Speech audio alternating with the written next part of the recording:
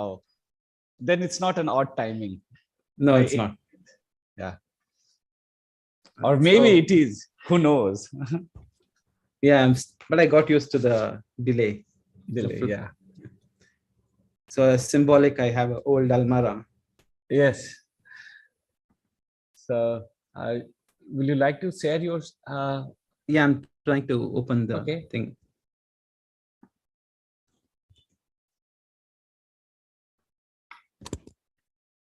Okay, so let's try sharing this.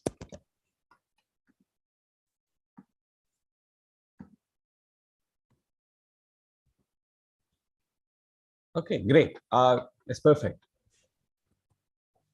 Very colorful. Yeah. Thank you. But I didn't put the colors. I just copied it from somewhere, I guess. That doesn't matter. I only see what you show me. It's also holy, right? So it's like already we are, you know. Oh, when is holy?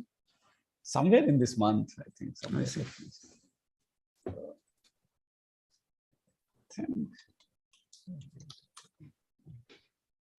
18th March.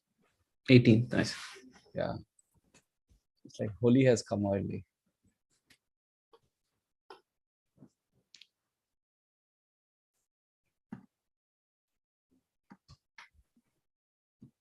Wow. Maybe we can start now. I'm just waiting for a couple of minutes. Let's see, maybe more people would join. Yeah. Okay, so yeah, thanks, Sushmita. Let me, okay. So it's my great privilege to invite Karthik for today's 4th March first talk. So I have been following Karthik for last, I think 6-7 years. I've heard about him even much earlier, and he has an amazing trajectory. I mean, he has been to France for his studies, then to Israel, then to finally he has settled in US, and he had joined Rutgers University. So the way I have known Karthik is from showing hardness of approximation in the parameterized setting. So this is how my academic interaction with Karthik started. I have followed his works over the last 5-6 years in hardness of approximation for parameterized inapproximability. And most of the results, he is one of the, like for most of the results which we know in parameterized inapproximability, he is definitely one of the author or a person who initiated some of these. So whatever we know more or less in parameterized inapproximability at this point of time,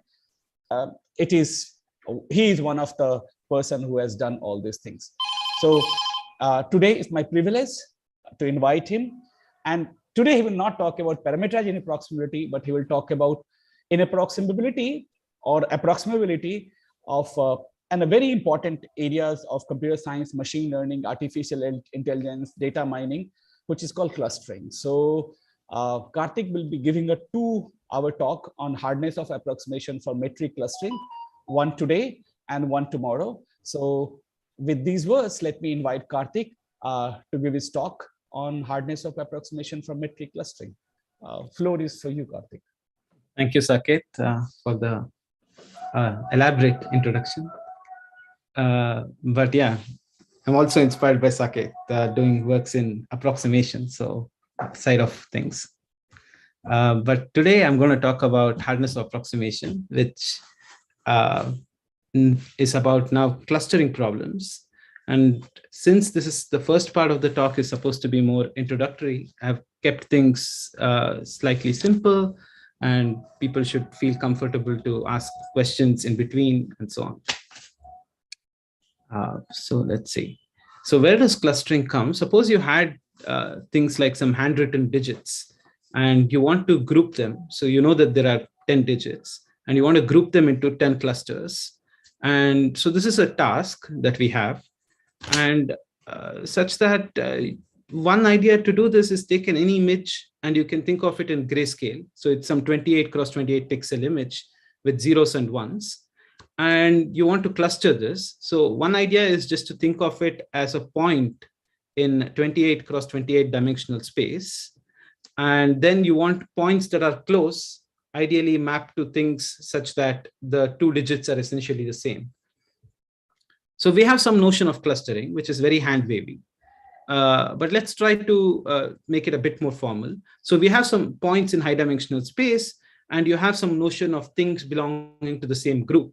And clustering can then be thought of as the task of classifying the input data into groups such that things within the same group are somewhat similar in some notion. And this is very important problem. It arises in various areas. For instance, it arises in bioinformatics, where you want to cluster regions of the gene together because they have some internal structure that repeats. It comes in partitioning data because you have market segmentation. You want to group, you want to divide things based on different categories. Or it also comes in summarizing news because you want to sort of take many news articles and come up with one candidate article. So you want to cluster it and find a cluster center. It comes in data exploration. You want to recognize patterns, rules. So there's a lot of explications for these things. And then once we know that there are a lot of applications, let's try to mathematically model this problem. So to mathematically model it, let's say we have some metric space, gamma delta, and your input is some points in the metric space. And you're also given as part of the input, the integer k, which is the number of clusters that you would like. Now, what would be the output? My output would be a clustering, but let's try to formalize clustering. It would be a pair, C and sigma, where C is a subset of your metric space, such that there are k points that you have picked in your metric space, that's C. And sigma is a mapping of every point in your input to a point in C. So intuitively, one can think of it as you picked k centers and you mapped every point of the input to one of the k centers. And what would we want from this output? We want that the classification is good, whatever good means. So this is where the modeling comes in. So you want the classification to be good. And so this is broadly put a framework for clustering. And this is what is called as the continuous version in literature, because we also have a discrete version, which you will see throughout today's talk. And in the discrete version, you're on top of the input, you're also given an additional subset of the metric space, and you would want to pick your k centers from the input candidate centers. So you don't want to pick your k centers anywhere in the metric space, you want to pick them from S. So there's just small distinction between discrete and continuous versions. But now let's go back to the question of what is a good classification. So this is all about how do we model this thing. And there are many different objective functions one would want to minimize, like k-means, k-median, k-center, min-sum, correlation clustering. For the sake of now, I will define three of them. Let's start with k-center. In k-center, you want to pick k points, k centers, k candidates, k centers, such that when you map every input point to its closest center, the radius of the balls is minimized. So you would want that, you want to pick k points and associate every input point to what the closest point that is there. And the smallest radius balls that we have around the k centers is the k center objective. It is, in other words, you pick k points and you grow radially. And you're asking, what is the smallest amount I have to grow in order to cover all the input points? We also have k-median. Notice that k-center is dictated by the worst point that is classified. And in k-median, it's more of an averaging thing. You pick k guys and you map every point to the closest center. And on average, you are asking what is the distance from the input point to the closest center. And we also have k-means, which is sum of distance square. So where you take k guys and you map every point to its closest center, and you're asking in distance, what is the sum of distance square of every point to its closest center. So this k-means makes more sense in the Euclidean sense, because then it's connected to various notions of, if you're given a cluster, then the barycenter is the optimal center of the cluster. So we have these various objectives. There is no real truth as which one is better. It really depends on the data. But given that they are nice mathematical formulation, we can study each one of them. And of course, there are certain notions of clustering that don't even fit this framework, because in facility location, we don't even have this center K given, and you're given a cost for opening every new cluster center. And then there are things like hierarchical clustering, where you would want a tree classification of every point. But let's not go into those things now. So given these mathematical modeling, we can formulate a computational question, which is given as input, a set of input points to classify, a set of candidate centers, and an integer K. We want to find a clustering, we want to find a classification that minimizes the clustering objective, where the clustering objective can be K means, K median, K center, doesn't matter. So let me try to make it a bit more clearer in terms of a decision problem. You want to distinguish, given as input X, S, and K, you want to distinguish between the following two cases. The yes case, where there is a classification whose cost is less than beta, and the no case, where any classification will have cost at least beta, greater than beta. So this is a classic decision problem. And as it turns out that it's NP hard, like, just like this is the bitter truth, like it's NP hard, fine. It's like, as they say in Hindi, Karela. And then you're like, okay, let's try to salvage the situation. I'm an excellent chef. I know approximation algorithms. I can define very probably efficient approximation schemes for these things. And yeah, then fine. I won't get the optimal solution, but I'll get something really, really good. But it turns out that regardless of how much you work hard, there is a boundary, there is a limit to how much you can salvage the situation. Maybe you can approximate it to some, say, 4-factor or 5-factor, but you can't really do much better. The bitterness stays. So this is like, in some sense, the message of the talk, that we want to identify the boundary to which you can salvage the situation. And when we say salvage the situation, I mean, we want to find a classification which is good, but efficiently as well in polynomial time. So for instance, can we find a 4-factor approximation for K means in polynomial time? Because we know to solve it exactly is NP hard. So where do these boundaries lie is the question. Okay. And this area in general, from a hardness point of view, is called hardness of approximation. And it's motivated by the fact that there are many important problems that are not tractable, which here means not solvable in polynomial time, assuming P not equal to NP. And we need to cope with this somehow, because you can't just say, okay, it's hard. So one way to cope with it is to design algorithms whose cost is close to the optimum.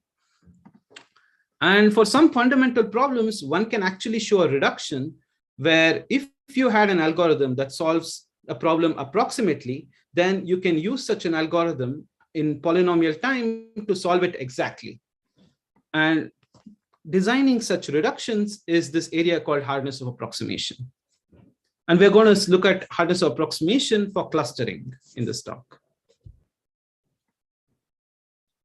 So let's redefine our question in terms of hardness of approximation. We want to solve things approximately.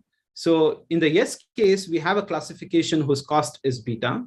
And in the no case, we have that for all classifications, the cost is at least 1 plus delta times beta for some constant delta greater than 0. And now this is an easier problem because we have a gap. So the input instances have a lot more structure. So at what value of delta can we solve it in polynomial time? And for what values of delta is it still NP hard? So this is the kind of question we are looking at today.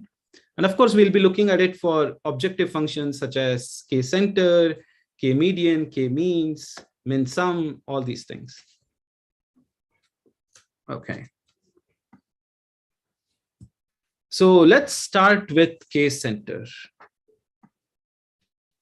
So let me recall what K center is. Here you are given, I'm going to define only the discrete version. We are given two input point sets, X and S, X is the set of points which we want to cluster, also called as clients. And S is the set of candidate centers from which we have to pick K people.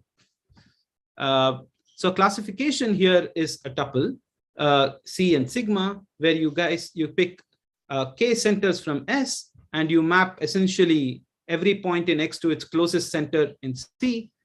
And what you want to minimize is the radius, is the max. So you go over every point, every input point in X, and look at the distance to its center. And the objective, K center objective, is the maximum of these things. And that's the objective we want to minimize. And here I'm looking at it in the LP metric, but you can look at it in any metric space.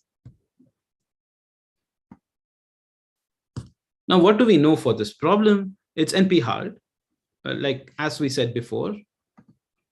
And there is a classic polynomial time 3 approximation algorithm for this, where you first pick an arbitrary point in your candidate center, and then you pick next the point in the candidate center, which is as far away as possible, and so on and so forth. You keep repeating, and the point is to just keep picking centers that are very well separated and far away, and this can be shown to be a good 3 approximation algorithm. It's a natural greedy algorithm. And then now the question is, okay, can we do better? Because this is too simple. Can we come up with some more complex thing? And it was shown that in a fairly simple reduction, which we are going to see, that it's NP hard to approximate it to anything better. So 2.99 approximation is NP hard, and 3 approximation is in polynomial time.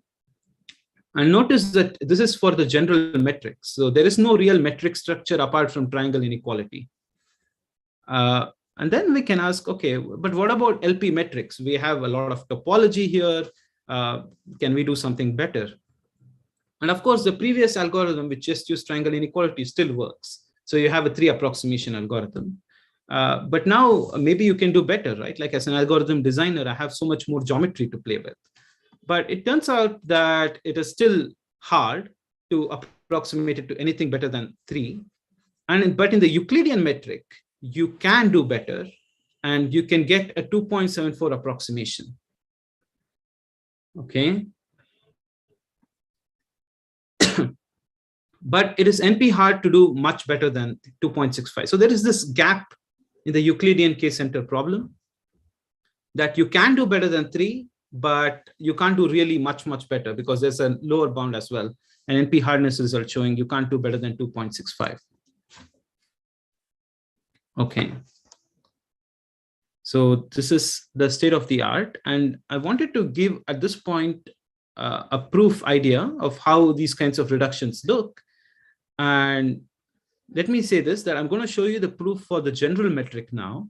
And tomorrow we are going to be dealing with LP metrics specifically. So I'm going to show how the embedding into LP metrics works tomorrow. But for today, let's go back to this result we had for the general metric, and I will show that better than 3 is hard. Karthik, can I ask a question? Yeah, sure. So don't we read this center problem in our textbook, and that is factor 2 approximation. So what? Right. The factor 2 is either when it's a continuous case where you can pick the center wherever. Okay. And not from your input candidate set, or your X is equal to S. I see. Fine. So if your input points you're picking, then it's 2. Otherwise you get a 3. Yes. Okay. Thanks. Okay. Otherwise I was like getting a bit confused. Thank you. Yeah, I think the 2 version is always known. Just for me, for easier for the rest of the talk to use this version. Sure. Thank you. I think, sorry, can you just repeat the greedy algorithm as well? I missed that. So the greedy algorithm, right. So you first pick an arbitrary center. Okay. And now the next you pick the center that is farthest away from it, that covers as many points as possible. So I think it's easier if you look at it as just, if you don't have any candidate centers at all, and you want to sort of cover, you want a case center from your input points that are there. You first pick any input point that you have. And then the second point you pick is the farthest to this point. And then the third point you pick is the farthest to both the points, and so on. I see. Okay. Thanks. Okay. So now I want to show this NP hardness proof of 3, which is very cute and very quick. It starts with this problem called max coverage, also known as set cover, where you're given a universe and a collection of subsets of the universe and an integer k. And your goal is to cover the maximum fraction of the universe using k subsets in your collection, input collection. And there's a theorem, this is one of the classic NP-hard results shown by Cart, that it is NP-hard to distinguish the case when you can pick k subsets that cover the entire universe versus the case when you pick any k subsets, then you miss at least one element in the universe. So let me repeat this, that in the yes case, there are k subsets, you can pick them and it covers the entire universe. And in the no case, any k subsets one picks is going to miss at least one element. One element in the universe is not going to be covered for any k subsets. And this problem is, in distinguishing this, is known to be NP-hard. And we're going to reduce from this to the case where if there were k subsets that covered the entire universe, then we're going to create an instance of clustering where there are going to be k points such that every input point is a distance exactly 1 to to its closest center. And in the no case, any k centers we pick, there will be a point in the input which is a distance 3 to all the k centers. And hence this gives us this gap of 3. So if there was a 2.99 approximation algorithm, then it is going to solve this NP-hard problem in polynomial time, which shows NP equals P. Okay. So the proof overview is just in this one slide. We're going to look at the bipartite graph between the sets and the universe. And we're going to put an edge from a universe element U to a set S if U is contained in S. Now, you can think of it as the natural graph metric or whichever way you want it. But if there is an edge, we put a distance 1. And if there is not an edge, we say that the two things are at distance 3. And this naturally fits the graph metric as well.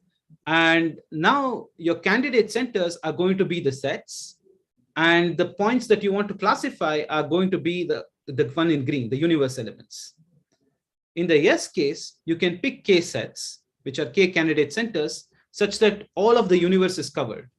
Now, what does that mean? It means that for every universe element, there is one of these k sets, which is covering it, which means it's a distance exactly 1.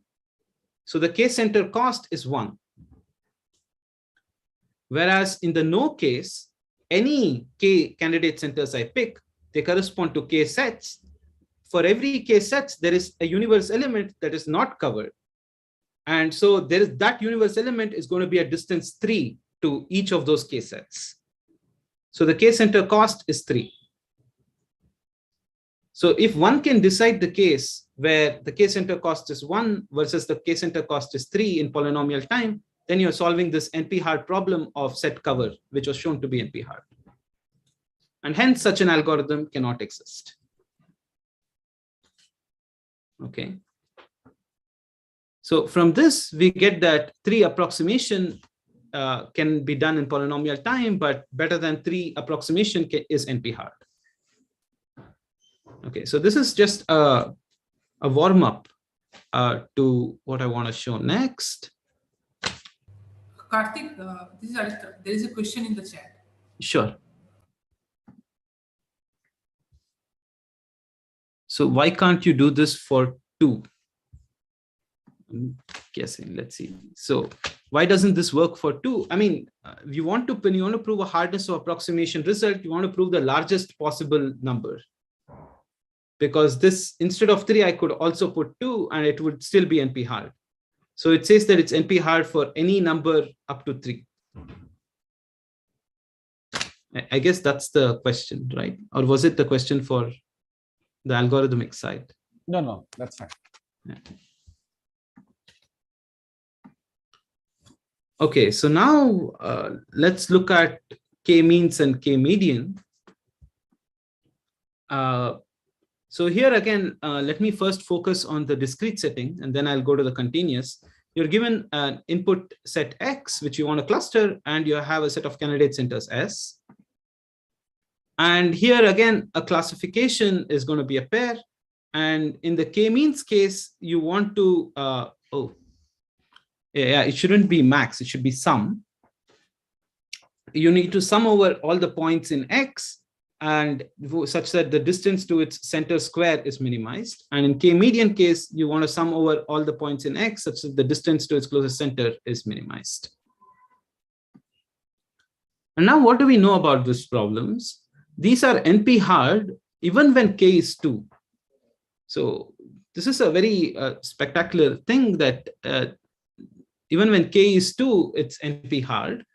Of course, this is in the continuous case, because in the discrete case, if k is 2, then you can just go over all pairs of points in your candidate center. But also, even when the dimension is 2, so you're in the Euclidean plane, it's still NP hard. So this is a very strong NP hardness result, that either if your number of clusters is small, it's still NP hard, or if your dimension is small, if you're on the plane, you can't still use any of the geometry, it's still NP hard. And moreover, it fits in this thing called W2 hard in parameterized complexity, which intuitively says that even among the NP hard problems, it's quite hard. So when we can't solve things exactly, we look at approximation algorithms. So what do we know? We know that there is a 9-factor polynomial time approximation algorithm for k-means. So if the optimum cost was beta, so there is some classification whose cost is beta, then we can find a 9 times beta classification in polynomial time.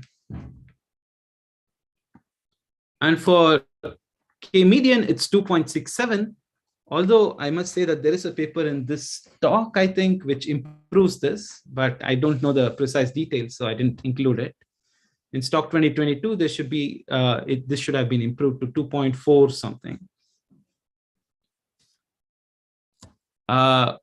But this is in the general metric where you were given nothing apart from triangle inequality. So these are the approximation factors which you can do in polynomial time. But what about in the Euclidean metric? Can we do better than 9 for k-means? It turns out, yes, you can do better than 9. You can do something like 6.357, which is not like 1 plus epsilon, but it's definitely much better than what we can do. So in other words, we can use the Euclidean geometry to prove better things. And in fact, we can do something stronger now, that if the dimension is fixed, then we have a p-TAS. So notice that when d equals to 2, it's NP hard, but there is a p-TAS when the dimension is fixed. And on the other hand, Karthik, yeah, all these results which you are mentioning is for the continuous version or for the discrete version? good. The general metric is, and the versions that I mentioned there are for the discrete versions. Okay. And this Euclidean metric? Yeah, and the Euclidean metric is also the discrete, except when fixed k. Okay, fine. Okay, thanks. So if you fix the dimension or k, then you suddenly have p-TAS. And so this is sort of very contrasting, that it's NP hard, but okay, if the dimension or k is fixed, then we are good. P-TAS is good enough. P-TAS means that you can approximate in polynomial time to 1 plus epsilon factor for any epsilon greater than 0. Good. So we know things from the approximation point of view, but let's look at it from the hardness point of view. For the general metric, we have that it is NP hard to approximate it to 3.91 factor for k-means and 1.74 for k-median. So let me just stick to k-means. So we have approximation of 9 is possible in polynomial time, and 3.94 is NP hard. So there's still a huge gap between the two things. And maybe I should just say my belief. I believe 3.94 is actually the right answer, because you can do 3.95 in FPT time. So there is no real reason to believe the hardness should be higher in NP. But if you ask for specific metrics, L2 and L1, this is way, I mean, so the theme of this conference is supposed to be recent trends. So I'm going to mention what was not known recently. So from like 2000, what we knew is that there is no p-TAS in L2 and L1 metric. And around 2003, this was extended to L infinity. So the state of art understanding before, say, 2019 was that, yeah, we know that there is some slight improvement you can do in L2 metric. You can get a 6.3 approximation, but we are only ruling out petas. So we have some hardness of approximation for 1.01 factor. So there is the gap is much bigger when we want to look at LP metrics. And for the continuous version, it took some effort actually to even show that ruling out 1.0013 is NP hard. And this is even much more recent. So Vincent and Yu Wong and I sort of looked into this, and we were like, we tried to address this problem over the last 3 years, and we made some reasonable progress, because now we can improve things much stronger. So what we have to say is that in the L1 metric is as hard as a general metric. So approximating it to a factor of 3.94 is NP hard in general metric. And we said that's not just the general metric, it's true even for L1 and L infinity and so on. So these are very strong results. Of course, they're not completely NP hard results because they rely on conjectures, which I'm going to state next. But already assuming the unique games conjecture, we get the results in green, which are 1.17, which is a much better improvement than what was known. For L1 metric, we can prove 1.56 NP hardness and so on. But for the L infinity metrics, which is curious, we can actually get tight NP hardness, that L infinity metric in log n dimensions is as hard as the general metric. Okay, so let me just put all these results together. So what we have right now. So there is this conjecture that we put forth called the Johnson coverage hypothesis. And assuming that conjecture, you show that in L1 and L infinity, we gain nothing by the geometry of the metrics, and it's as hard as the general metric. And we get some very improved L2 metric in approximabilities as well. And for in L infinity, we can actually prove NP hardness results. And the continuous version as well, we get some improved results. And more interesting is that there is this new interesting framework to study things in. And this might potentially, at least at a philosophical level, set the platform which for proving things for traveling salesman, Steiner tree, and all these things, which I'm going to discuss tomorrow more on how this framework sort of extends to other things. So again, let's try to do some warm up. But now we are going to rely on a hardness of approximation result for max coverage. So I'm going to show this result, which is for general metrics. It's that given as input points at X, S, and K, in the yes case, there is a classification whose sum of distance square is at most the number of points you have. And in the no case, any classification, the sum of distance square of the classification is at least 1 plus 8 over E minus epsilon. Now, the expression 1 plus 8 over E turns out to be something like 3.94.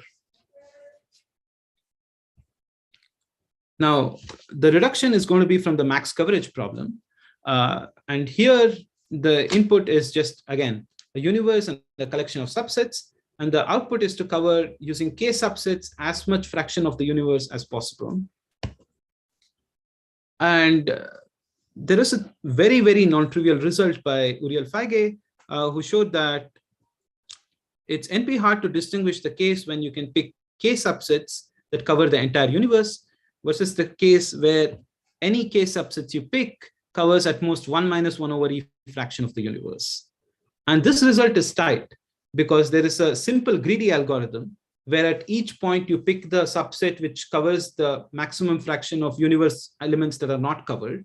And such a greedy algorithm already gives you an approximation of 1 minus 1 over E.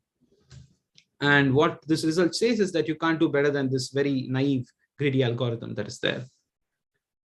And let me say that this result relies on the PCP theorem and so on, which were not there before. Like the previous result, you just needed classic NP hardness and you got the gap for free. because it's a max objective. And whenever there's a sum objective, we need to rely on much heavier machinery. Okay, so the goal is to then start with this theorem and reduce it to this theorem on clustering. So, and the reduction is exactly like what we saw for K-center. So we're going to take sets and they're going to become candidate center. We're going to take our universe elements and they're going to be the points that we want to cluster called clients. So again, every set is a candidate center. Every universe element is a client that we want to classify. And we put a distance 1 if the membership holds that the universe element is in the set. And otherwise, we put distance 3. Now, let's look at the yes case. In the yes case, there are K sets such that every universe element is covered. So for every universe element, the distance is 1. And we have n universe elements. So the K means cost is exactly n. And in the no case, any K sets we pick are going to cover 1 minus 1 over E fraction of the universe. So for 1 minus 1 over E, we're going to pay distance 1.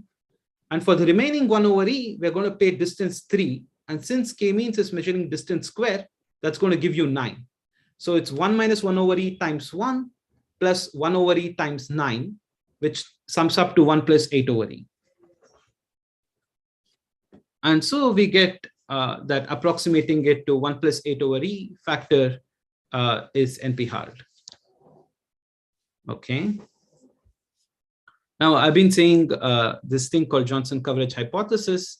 Let me try to first say what it is, and then I'm going to state the hypothesis. I'm not going to show how any of the proofs work today. I'm going to defer it to tomorrow. And then I'm going to say some other additional results. So that's the outline for the remaining of the talk.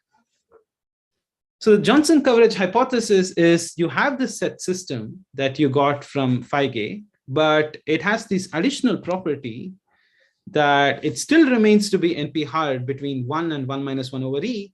But even when this bipartite graph is a subgraph of the Johnson graph.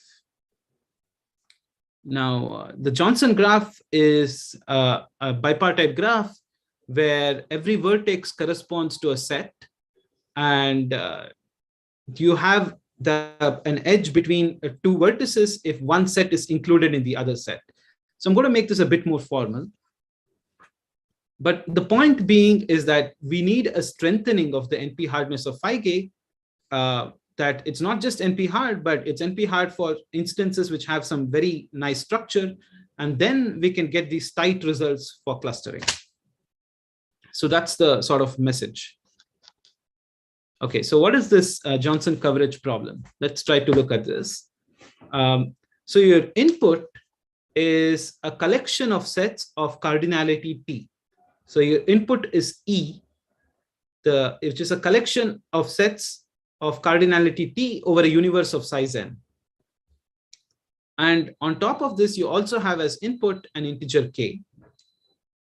And in the yes case, you can pick K many subsets of cardinality T minus 1, such that for every set of cardinality T, there exists one of the K sets of cardinality T minus 1, which is contained in it. And in the no case, any K sets of cardinality T minus 1 that we pick, the probability that one of the input sets of cardinality T contains one of the K sets is at most alpha. So this is the alpha T Johnson coverage problem, the two parameters here being the cardinality of the sets and the alpha, which is the soundness probability that we have. So let me repeat this again.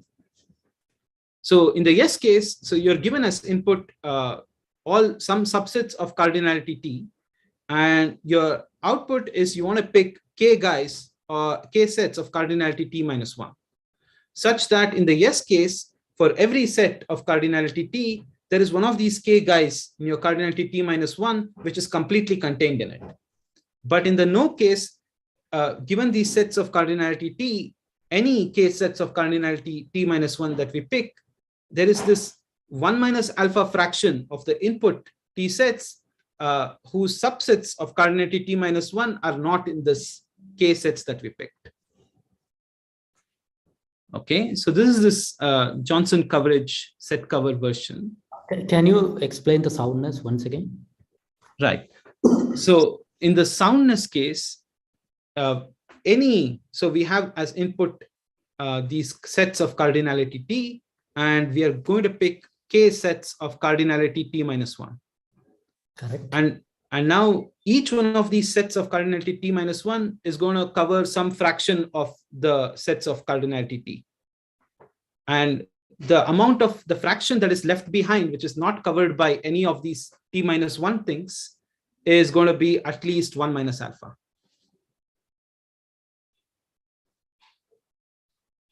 So Karthik, so like what your soundness is saying, that for every the property is that there just, so you're choosing T, so your over E can still get confused with your soundness. I'm sorry. Okay, no, that's fine. Let's try to let me try to set precise things here. T equals to 2. Okay. Okay, if T equals to 2, then you can think of it as a graph. Correct. And now you're given a collection of edges. And in the completeness case, you have K vertices, which cover all the edges. Correct. And in the soundness case, given you pick any K vertices, it covers at most alpha fraction of the edges. Okay, get it. And now we are just generalizing it for higher things. Fine, got it. Thanks. Okay, and the conjecture is that as you increase T, the soundness, the alpha goes up to 1 minus 1 over E. So this is the conjecture that for every epsilon greater than 0, you can find some high N of T such that you can set that alpha to be 1 minus 1 over E, and it still remains NP hard. Okay, so let me make a couple of remarks now. That for T equals to 2, this is the vertex coverage problem. This is the maximization version of the vertex cover problem. And for this, we know that there is a 0.9292 polynomial time approximation algorithm, and that is tight, assuming the unique games conjecture. So the previous one is max coverage on some special graph. Right. So this is, again, set cover itself is a generalization of vertex cover. Okay. And max coverage is a generalization of vertex coverage. And this one is a special graph. Right. Right. It's a generalization of vertex coverage, but it's a specialized version of max coverage. So it's in between. Okay. And the claim is that the inapproximability behaves closer to max coverage than vertex coverage. Okay. That for T equals to 2, 0.9292 gap is tight. And we were able to actually show that if you go push T to 3, then the inapproximability does improve. So from 0.9292, it becomes 0.875. So it's going up and up and up. And the claim is it goes up all the way till 1 minus 1 over E, which is like 0.63 or 0.64. So Karthik, so from the positive perspective, is it possible to achieve this 7/8? Because I know for T equal to 2, there's a paper which achieves this 9292, I think. Right. But for 3 and 4, can we achieve this approximation factor? Right now, I think yes. Okay. But I wouldn't be extremely certain of it. Okay, fair. But I think yes. Okay, thanks. And so once we have this, then in tomorrow's talk, we will see how this hypothesis gives you all these tight results for clustering. But let me just say the ingredients that are there for tomorrow's talk. So we're going to have these hard instances with all this structure from the Johnson coverage hypothesis.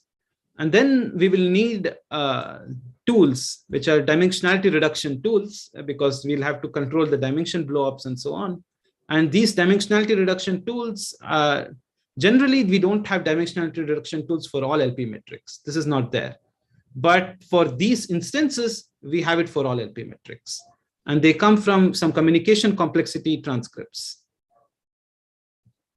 And apart from this, we need embeddings from these two dimensionality reduction tools are going to be combined with the embeddings of the general metric into graph metrics, and then the graph metrics into LP metrics, but for these specialized graphs. So these are the three tools that sort of come together to give all the tight results that we like. So I don't want to say more than this because I'm going to tell tomorrow more details. But let me just quickly state the results that we have. That for L1 metric, we get this 3.94 and 1.73, assuming the Johnson coverage hypothesis. And in fact, the weaker version for vertex coverage holds under UGC. So that's why we get the smaller, weaker versions, 1.56 and 1.14. And for L2, it's slightly weaker, which is as expected because we can do things usually in L2 metric. And for L infinity, we can actually show NP hardness. Okay, let me move to a different version now. Now, I want to move to the continuous version in L infinity in high dimensions, or in general metric, as one can think of it. And we have this very surprising result, because notice that for the discrete version, we were able to show 3.94 hardness, and I claim that that is tight. Now, let us think of a continuous version. Let's think of it as an algorithm designer. I'm not constrained by the fact that I have to pick centers from the input. I'm not given an input set of candidate centers. I can pick centers wherever I want. So as an algorithm designer, intuitively, it feels like I have more freedom. But we show this very surprising result that the continuous version is actually harder than the discrete. That this freedom actually makes it harder to choose things, which is that for, let's say, in the k-means continuous version, we were able to show that approximating it to a factor slightly better than 4 is NP hard. So you're given as input some n points in O of n dimensional space, and you want to sort of find a classification where you can pick centers wherever we want. And still approximating it to a factor better than 4 is, we show it to be NP hard. Okay, so this is surprising because it shows to be harder than the discrete version. And notice that for the discrete version, we have an FPT algorithm which solves it to a factor 3.94. And for k median, instead of 4, we get 2, because it's not distance square, but distance, sum of distances. And so the really surprising thing is that continuous is harder than discrete. And we can extend it to get some sort of constant bicriteria in approximability results, and so on and so forth. And the more surprising thing is that, assuming the unique games conjecture, this hardness results holds even when k is 2. So you just have to find 2 clusters, and you can't do better than 4 approximation. So this is a very surprising result. And we can show that the dependency on D, K, and L infinity is tight, because if you go from L infinity to, say, L2, this no longer holds. There are algorithms. When the dimension has to be n, it can't be log n or something, and so on and so forth. So we show various tight results that all of these are tight. So this is for the continuous k-means and k-median. In the last few minutes that I have, let me try to say a bit about min-sum. So min-sum is this very curious thing where you don't have a notion of candidate centers. It's just about partitioning data. So you're given as input x, and you're given an integer k. And what you really want to do is just partition the data into k, in x into k parts, such that the following objective is minimized, which is you look at each cluster and you look at all pairwise distances. So obviously, if a cluster is compact, the pairwise distances are all small. Within all pairwise distances are small, and you want to minimize the sum over all clusters. It's a very intuitive notion, and it captures this notion of compact clustering. And there is a log n approximation. So this has been studied as well. It's one of the classic versions to be studied from the 70s. And there's a log n approximation to this problem. But the best we knew till 2003 was that ruling out a p-task, basically, 1 plus epsilon. So can you please repeat the objective? Sure. Here, there are no candidate centers. You're given as input a set of points x.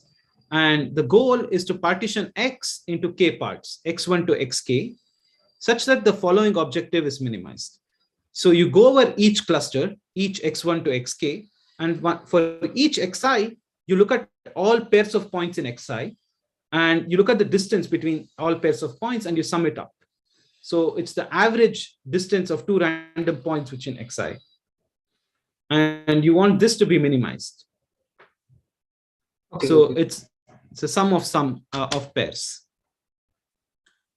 A very natural notion to have, but we don't have even good approximation algorithms for this. It's O of log n, and the hardness is also very far away. So this is like really huge gap.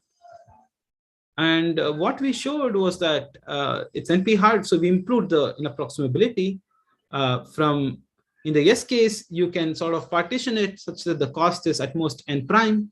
And in the no case, the cost is 1.41 times n prime, where this 1.41 comes from some tedious calculations. And one of the key ingredients is that we showed this very curious thing. So recall the max coverage instances we had between sets and universe. We can't say anything about the girth of this bipartite graph. We showed that even when the girth is like log n over log n, this remains NP hard.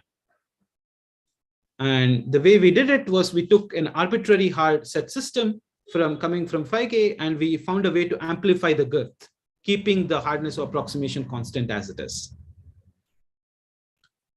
And once we had a larger girth, then we could reduce it to this problem of min sum. Again, I want to avoid telling any of the proofs today, because I want to reserve the proofs for tomorrow. So that's this. So today is going to be a slightly shorter version of the talk, and tomorrow is going to be longer. So what we had was improved inapproximability of k-means and k-median in the LP metric using JCH framework. Again, the emphasis here was that we knew it for general metrics from the 90s, and somehow we pushed in the direction of proving these results for LP metric. And also this very surprising result that the continuous version is harder in the general metric. And we also studied like the k-mean sum thing. I just stated a few results. So tomorrow is going to be more proof driven with a lot of these proof ideas and so on. But today, I just wanted to give a flavor of the kind of results and the motivation and the directions that have been taking place in the last few years with respect to hardness of approximation and clustering. So any questions? We have a lot of time. Yes, please. Please unmute yourself and ask question, or you can also just write in the chat, and I will do that for you.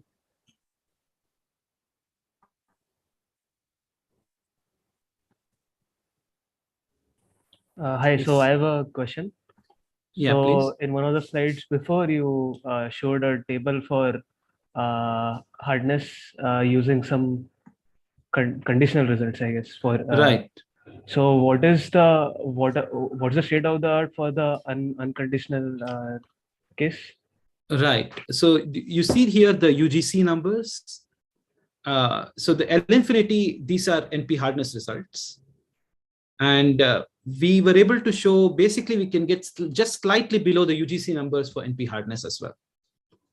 So something like 1.45 instead of 1.56, 1.13 instead of 1.14, so on and so forth, under just standard NP not equal to P. Okay, thanks. Anybody else? Yeah, I have a question that while explaining the Johnson coverage hypothesis, it wasn't clear to me that was it for the vertex coverage or the maximum coverage problems? Right. So vertex coverage is a special case of the Johnson coverage hypothesis. It's when t equals to 2. And in general, we are looking at when t is much larger. So when t is much larger, this becomes a special case of the max coverage problem. So in particular, if E was anything, right, and your sets were all picked at layer 1, that just becomes the general max coverage problem. Okay, so it lies somewhat between the vertex coverage and maximum K coverage, I can Right. say so. Okay, Right. thank you.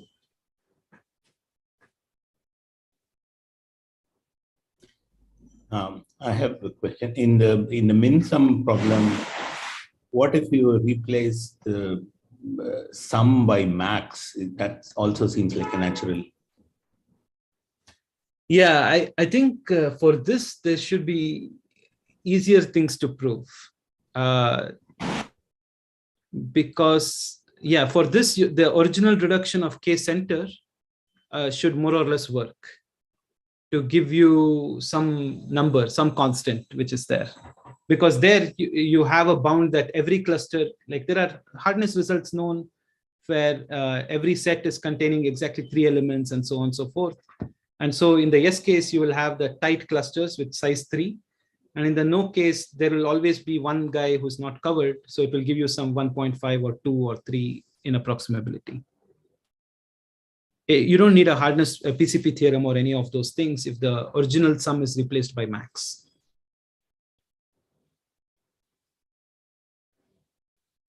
So you could replace any of the sums by max, is it? Because there are two. Right. So the I in 1 to K, that sum I was referring for the K center reduction. If you replace the other sum by max, one can study it, but I don't think it's at least popular. But then you will need more non-trivial tools. Because then you're essentially talking of diameter of a cluster and you're summing over things. So this version, one should be able to show something, but I don't think it's explicitly studied, at least very popularly.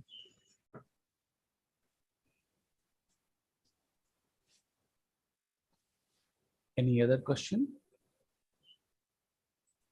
Hi, so I think you mentioned that I don't recall which case it was, but I think for the K center case, you mentioned that you have a hardness of 3.94 and using FPT time, you have an approximation of 3.95. Which This is for K-means, right? Oh, so you said that you believe that 3.94 is the tight case of hardness, I think. Right. So can you put forth some more intuition here why you believe FPT approximation would imply a polytime approximation as well? Right. So the intuition is my ignorance to any NP hard problem, which can be approximated in polynomial time to a factor C, and NP hard to do better, but you can do better in FPT time. So there is no such, say for instance, for vertex coverage problem, we know that, yeah, so it either just collapses all the way down to FPT, solving it exactly. There is no reason for it to just lie in between. Say one wouldn't believe that 1.49 approximation to any problem is W1 hard, whereas 1.5 is in FPT, but the truth in the NP world lies completely different. Usually things align or either just collapse completely to FPT. I can give you one counterexample, Karthik, to that. Yeah. Look at directed or cycle transversal. Okay. Right. So it's just like its hardness of inapproximability in poly world. It's same as for directed feedback vertex set. Okay, which is we know that you cannot have any constant factor approximation. Mm-hmm. Okay. Now directed odd cycle transversal is W1 hard. Right, and it has 2 approximation, I guess. It has right? a 2 approximation, and Right. like so. It might have 1 plus epsilon approximation, that I don't know, but like it does have a factor 2 approximation. Right. So then the question is, will it collapse all the way down? Correct. We know that it cannot collapse to FPT, so it might Right. just collapse to 1 plus epsilon. So yeah, that's all. Yeah, so just that one develops some notion of beauty of how things lie. Correct. And it just looks very weird if things are I out agree. of place. I agree. Okay. So yeah, that's why I said I believe. I don't want to. Beliefs are more aesthetic. Agreed. Any other question from anyone?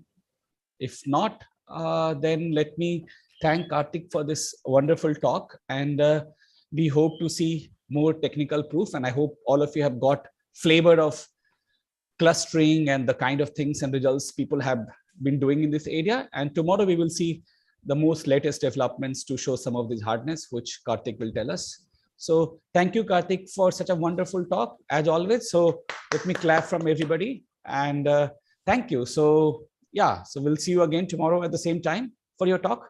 Yeah. Thanks a lot, Karthik. Thank you.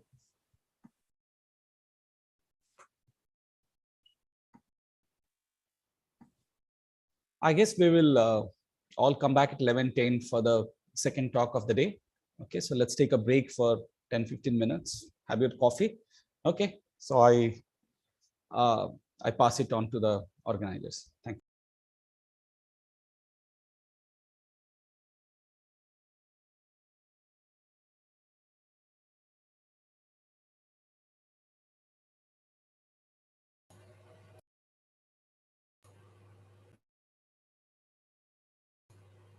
So okay, so let the meeting switched on, and we will be back in 10 minutes.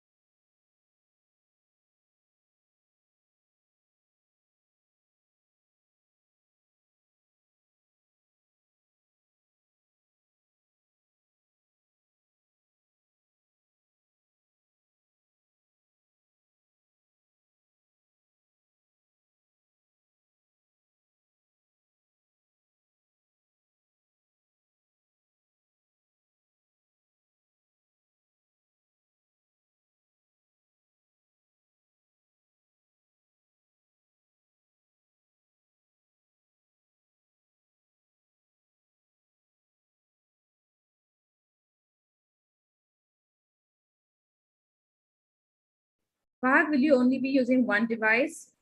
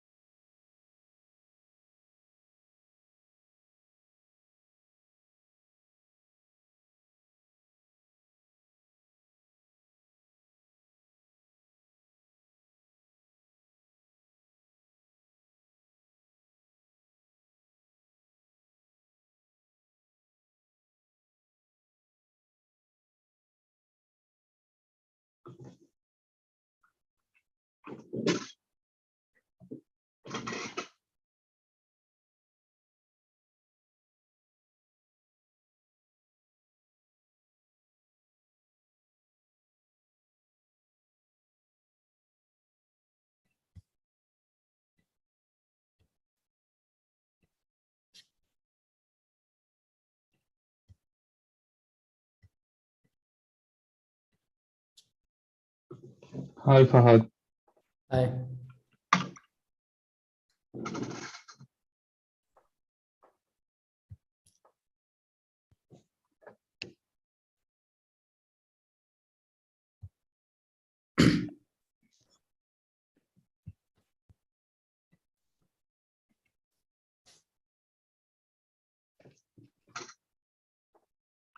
Do we start at 11:15 sharp? I don't know how.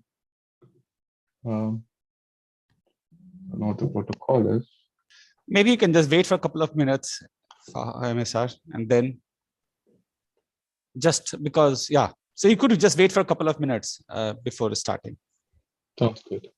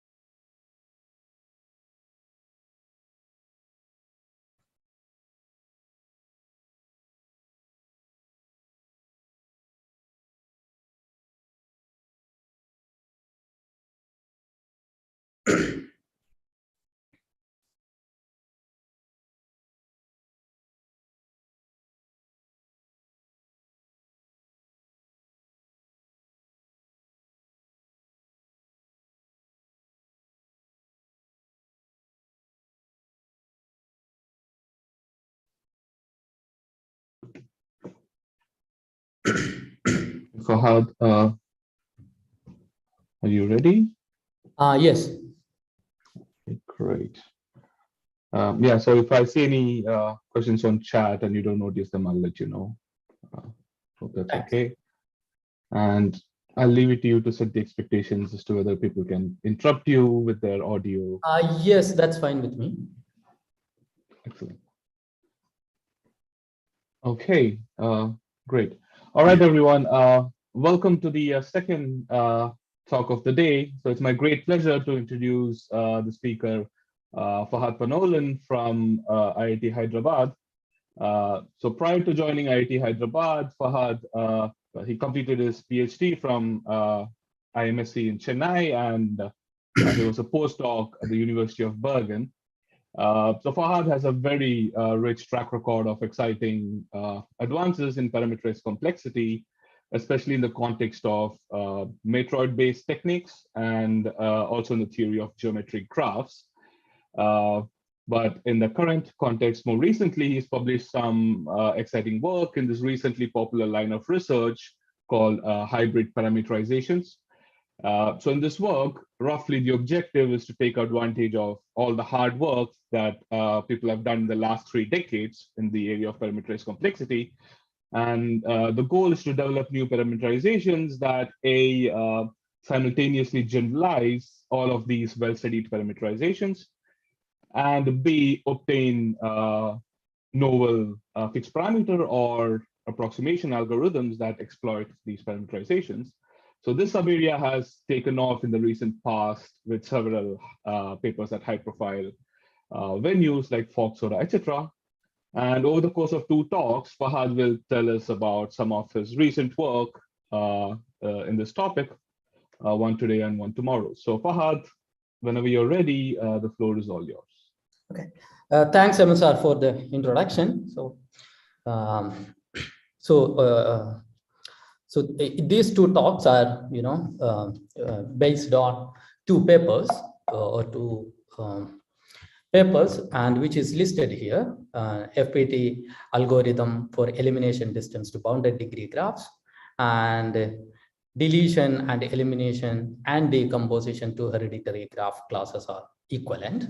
And thanks to the co-authors of these papers, and they are here, like Adancha Agrawal, Lokin Kanish, and Daniel MSR, Saket, and Merav. I think Saket and MSR are here. And so today, first we will see some definitions, and if time permits, we will see a proof sketch from the first paper, and tomorrow we will see a proof sketch from the second one. Okay.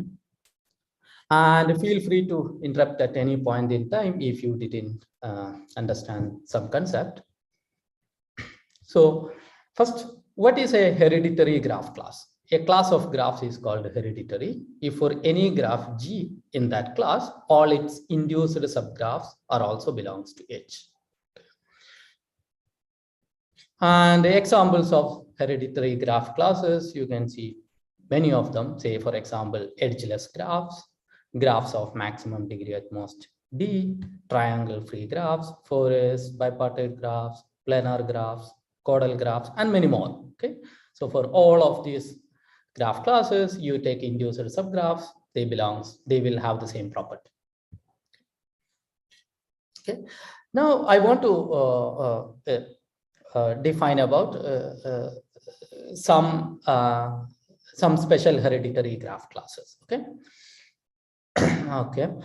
Now, some special graph classes. Okay. So given a finite set of graphs, an F-free graph is a class of graphs with the following property. Okay. For any graph in F, all its induced subgraphs also belongs to F. Okay. So look at our examples, which we have seen. Like one of them is edgeless graphs. So this is, has a finite forbidden set of induced subgraphs where that F contain only one graph, which is K2. And if you look at the graphs with maximum degree at most D, then F will be like all graphs on D plus 2 vertices with max degree D plus 1. So this graph class is F-free for this particular F.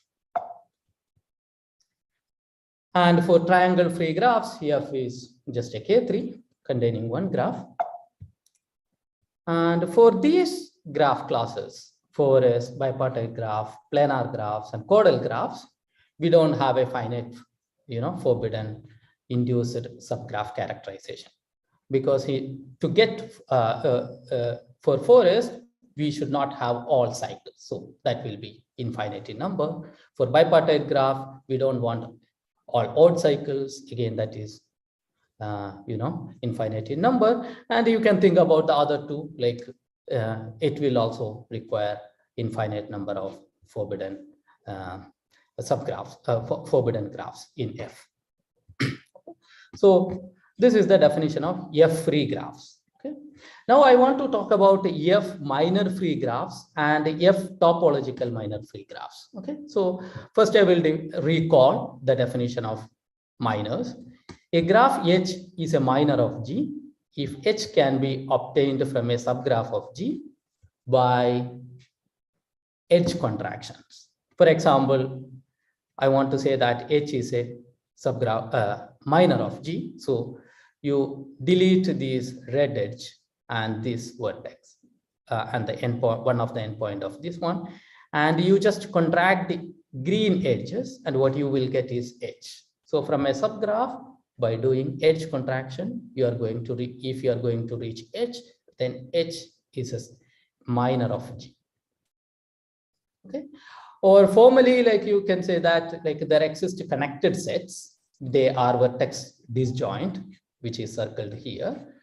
And the edges of that each of these connected sets, if you contract, and then this H will be a subgraph of that graph, then H is a minor. Okay, so that is another definition. And this kind of like this is called like this function like connected sets, And with these properties, this is called a minor model. So you should be able to get connected sets, like one for each vertex here, and then the edges you contract. Okay, so there should be one more here, which is singleton. Okay, contract the edges in the connected sets, and then what you eventually get is a graph similar to H or isomorphic to H, after from a subgraph. And now I will define something called a topological minor. Topological minor, a graph H is a topological minor of G if H is obtained from a subgraph of G by special edge contraction. We don't allow all types of edge contraction, but some special edge contraction. What is this speciality of this edge contraction? At least one of the endpoint of the edge you are contracting should have degree exactly 2.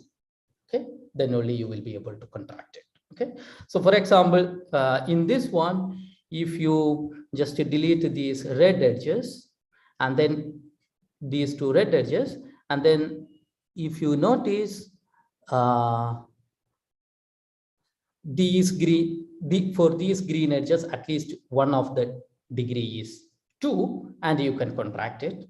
This green edge, you can contract it. For the other 2 green edges also, one of the endpoint has degree 2, you can contract it. And what you will get here, other than this vertex, will be isomorphic to H. Okay, so in that case, you call H is a topological minor of G. Okay, or in other words, what you can think about is like take a subdivision of H. By subdivision, I mean you can place many vertices on the edges of this H, like as you like, and that should be isomorphic to a subgraph in G. Then like that is another way of looking at it. And then you can say that H is a topological minor of G. Okay, now I want to talk about a graph class which is called F minor free. Given a finite set of graphs F minor free graph is the class of graphs which has the following property: G in pi, if and only if G does not contain any graph from F as a minor. Okay, so any graph from F is forbidden as a minor in G. Okay, so such graph classes are called F minor free graph classes. Okay. And the class of F minor free graphs is minor closed, which means that if G belonging to this class pi, which is like F minor free, then any minor of G is also belonging to the class pi. Okay, because if in a minor you are able to see a forbidden structure from F, then in G also you will be able to see it. Okay, because of that, F minor free graphs are closed under taking minors. Okay. And in fact, the converse is also true. If pi prime is a minor closed family of graphs, which means that I have a family of graphs which is minor closed. The meaning is for any graph G in pi prime, all its minors also in pi prime, then pi prime is F minor free for some finite set of graphs F. And this follows from the graph minor theorem, which says that undirected graphs, like all the graphs we consider here are simple undirected graphs, and which is well quasi-ordered by minor relations. Okay, if you didn't see this result, fair enough, you only need to know that, the converse is also true. If a graph class is minor closed, then it is F minor free for some finite set F. Okay. Okay, now take our examples. Now edgeless graphs, and this is F minor free for F containing one graph which is K2, an edge. Okay. Fahad, there's a question in the chat asking if you could briefly summarize what well quasi-ordering. Can you define? Okay, so the definition of well quasi-orderedness is that look at the partial order of the graphs under the minor relation. So H is related to G if H is a minor of G, then in this partial order, there will not be any infinite anti-chain. So infinite set of graphs which are not at all related, any one of them. Okay. So that is the one line, that is the definition of it. Okay. So as I said, for these two talks, we don't need to know about Bell-Quasi ordered like that definition, but you need to know that the converse of like what I said before is also true. Any minor closed family is also F minor free for a finite set. And that comes from, you know, this result.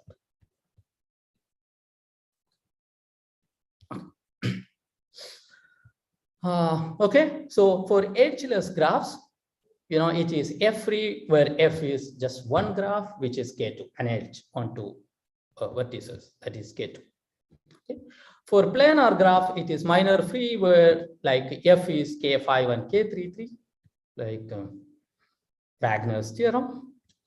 And for forest, F is, you know, K3, just a triangle. And these graph classes are not F minor free, okay? Because look at triangle free graphs, the second one. If you take a C4, which is triangle free, when you contract an edge, then what you're going to get is a triangle. And you know that F minor free graphs are minor closed, so triangle free graphs are not minor closed. And similarly, you know, from a bipartite graph, by contracting, you should be able to get a non-bipartite graph. For example, you take an odd cycle, take an even cycle, contract, you will get an odd cycle. For chordal graphs, you know, any graph is a subgraph of a clique. A clique is a chordal graph. So this is also not minor closed. And what about graphs of maximum degree at most D? This is also not minor closed, because if you take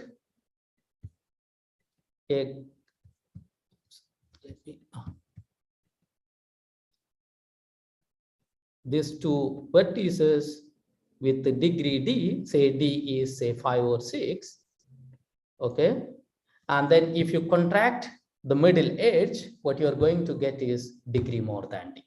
So by contracting an edge, you will reach to a graph which has degree more than D, and hence it is not minor closed. Since it is not minor closed, there is no finite set F such that it is F minor free.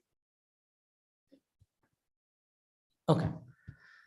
So now let's move on to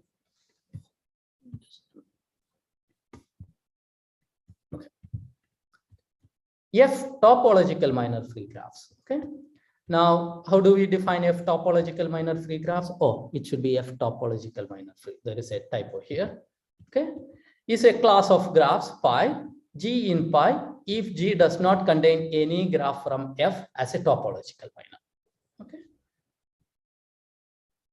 Now, the class F topological minor free graphs is topological minor closed, in the sense that you pick a graph in it and take a topological minor of a graph in that class. It should also be in that class, because if you're able to find something for a topological minor, you should be able to find it in the original graph. But it is not minor closed, and the reason is the figure we have seen. By just contracting an edge, okay, like the reason is like the graphs of degree max degree D is F topological minor free, where F contain only one graph, which is one vertex K1 D plus 1. Okay. And if we don't have K1 D plus 1 as a topological minor, then that graph will have degree at most D. Okay. And so the class of graphs which has max degree at most D is F topological minor free, where F contain, you know, K1 D plus 1. Okay. And that is not a minor closed family we have seen in the last slide. So you can have a graph where when you contract edge, what you're going to get is a graph with degree more than d. Okay. Now, okay.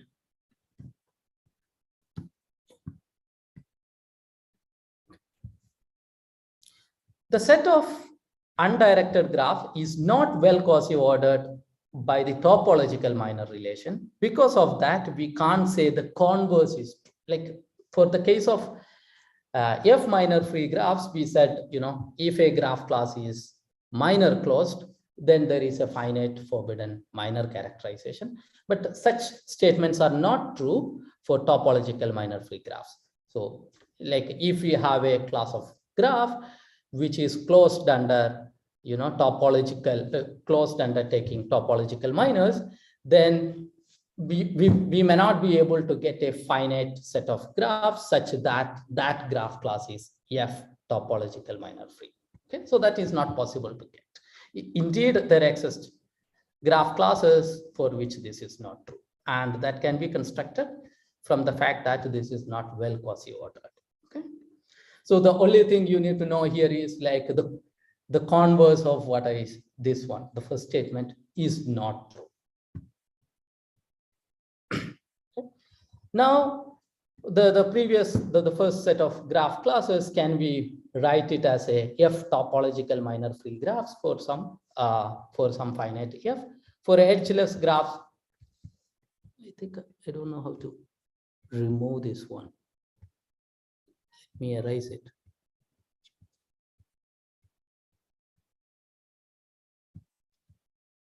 Okay, no, I don't know. Okay, so for edgeless graphs, this F is K2. So edgeless graph is F topological minor free, where F contain only one graph, which is K2. And for planar graph, it is K5, K33. And for graphs of max degree at most D, it is F topological minor free, where F is K1, D plus 1. And note that this graph class is not F minor free for some F, for a finite F. And for forest, again K3. But these graph classes, say triangle free, bipartite graph, chordal graph, they are not F topological minor free.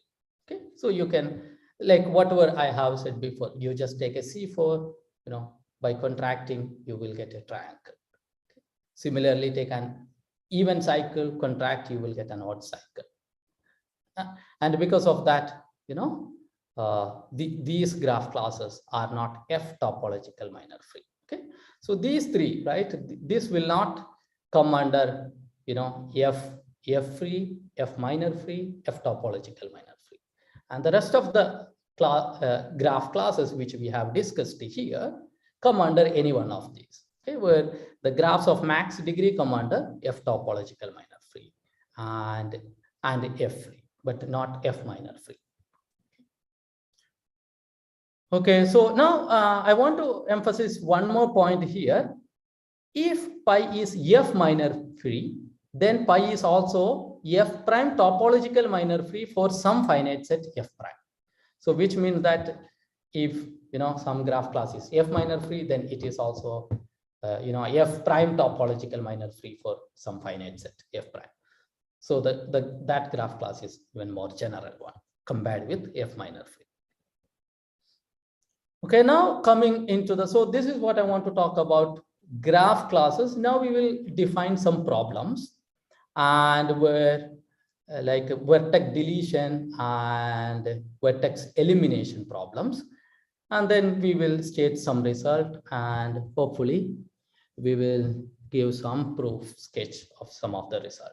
Okay, so a vertex deletion problem looks like this. So we have a graph class H, and we are given a graph G and an integer K. The question is, can we delete at most K vertices such that G minus S belongs to this graph class H? Okay. And if you take H different graph classes, like say if you take H to be edgeless graphs, then that problem is vertex cover. Can you delete K vertices to get an edgeless graph, which is vertex cover. Okay. And if H is forest, then that is feedback vertex set. Like after deleting k vertices, you want a forest. If H is bipartite graph, this is odd cycle transversal. And if H is planar graph, the problem is called planar vertex deletion. And if H is chordal graphs, then the problem is called chordal vertex deletion. All these problems are fixed parameter tractable. Like there are lots of algorithm for all these problems, and there are lots of technique developed while designing good algorithms for these problems. What is the meaning of fixed parameter tractable? Like, and when parameterized by k, where k is the set of vertices which you want to delete, the set of the cardinality of the deletion set. The problems can be solved in time f of k and polynomial in n, where n is the input length. So you can think the number of vertices, and k is this number, and the f can be any function. Okay, and but it should be polynomial in n. So this running time should be small when k is small. Now we can ask more general question, right? So H is a F free graph or F minor free graph class or F topological minor free graph. So we are given some F and we want to get into this F free or F minor free or F topological minor free graphs after deleting k vertices. Okay. So F deletion, that problem, like after deleting, k vertices, I want the graph to be F free. That problem is called F deletion problem. And for that, there is a simple branching algorithm which runs in time, FPT time. And one of them, that algorithm we will see, because I want to introduce branching algorithms. And for F minor deletion, and it follows from the graph minor theorem projects of Robertson and Sumer, that F minor deletion is FPT. In the sense, F minor deletion, all the graphs which are S instances of F minor deletion for any fixed k will be a minor closed family. And because of that, we just need to check whether the graph G contain finite set of minors. If it contain any of those finite set of minors, then it is no, otherwise yes. And minor testing can be done in polynomial time, okay, where the pattern graph has constant size, okay? Or n cube time, okay, order n cube time, and that comes from this work. And F topological minor deletion, after deleting k vertices, I want to get into the graph class which is F topological minor free. And for this also, there is also an FPT algorithm which is very recent, like in 2020. Okay.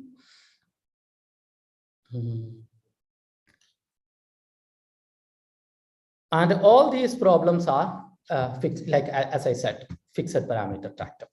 Okay. Now I will explain a very simple algorithm for F deletion. Like I want to delete k vertices, get into the F free graph. So the algorithm goes like this. So you can think that the vertices, the graphs in F, they are constant size. Okay, and you want to delete k vertices to get into the F free graph class. So if G contains an F free, if G is F free, then you don't need to delete anything. If k equal to 0 and G is not F free, then it is a no instance.